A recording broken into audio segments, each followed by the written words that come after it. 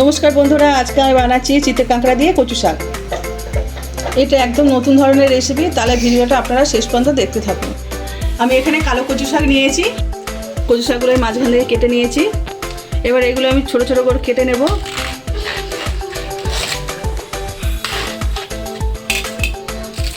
এরকম খোসা ছাড়িয়ে নেব আমি।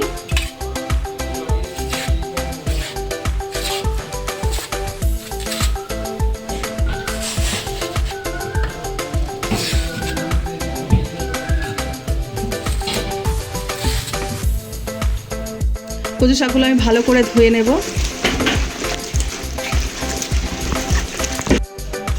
কচু শাকটা আমি ভালো করে ধুয়ে নিয়েছি। এবার আমি এটা সেদ্ধ করে নেব। কচু শাক আমি সেদ্ধ করে নিয়েছি, তার মধ্যে ছোলা দিয়ে একসঙ্গে সেদ্ধ করেছি। আর কচু শাকের জলটা আমি ঝরিয়ে নিয়েছি। কড়াইতে আমি সর্ষের তেল দিয়েছি, তেল গরম হয়ে গেছে। তেলের মধ্যে আমি গোটা জিরে দিয়ে দেবো, দুটো তেজপাতা দিলাম। এবার পেঁয়াজ কুচিয়ে দিয়ে দেবো।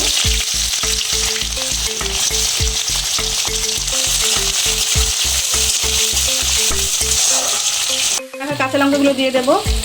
কাঁচা লঙ্কা আমি দিয়ে দিয়েছি। এবার একসঙ্গে নেড়ে নেব। পেঁয়াজ লঙ্কা আমার ভাজা হয়ে গেছে। এবার গ্রেট করে আদা দিয়ে দিলাম। চিতে কাঁকড়া আমি ভেজে রেখেছি, এবার ওর মধ্যে আমি দিয়ে দিচ্ছি। এই যে চিতে কাঁকড়া আমি ভালো করে ধুয়ে পরিষ্কার করে কেটে নিয়ে নুন হলুদ দিয়ে আমি ভেজে নিয়েছি। এবার একসঙ্গে আমি নেড়ে নিচ্ছি।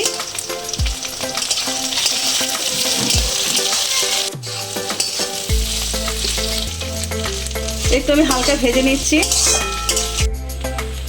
জিরে গুঁড়ো 1 চামচ মতন দিলাম। পরিমাণ মতো হলুদ দিয়ে দিচ্ছি। এবার একসঙ্গে সব নেড়ে নিচ্ছি।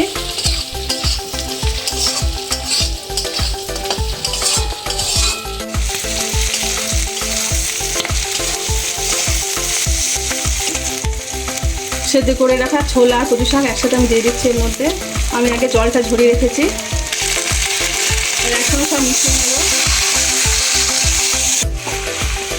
অনেকে আছে ইলিশ মাছের মাথা দিয়ে কচু শাক রান্না করে, তারপরে চিংড়ি মাছ দিয়ে কচু শাক রান্না করে। আর আমি আজকে রান্না করছি চিতে কাঁকড়া দিয়ে কচু শাক। আপনারা না খেলে বুঝতেই পারবেন না যে চিতে কাঁকড়া দিয়ে কচু শাক খেতে কতই ভালো লাগে। কচু শাকের রসটা আমি ভালোভাবে মেরে নেব। নুন স্বাদ মতন দিয়ে দিচ্ছি।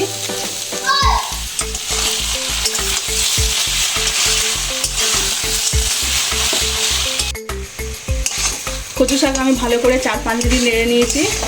এবার আমি এর মধ্যে মিষ্টি দিয়ে দেব। স্বাদ মতন চিনি দিচ্ছি। চিনি দিয়ে দিয়েছি। এবার আমি নেড়ে চেড়ে নিচ্ছি। কচু শাক রান্না আমার হয়ে গেছে। এবার আমি নামিয়ে নিচ্ছি। কচু শাক দিয়ে চিতে কাঁকড়া আমার একদম রেডি।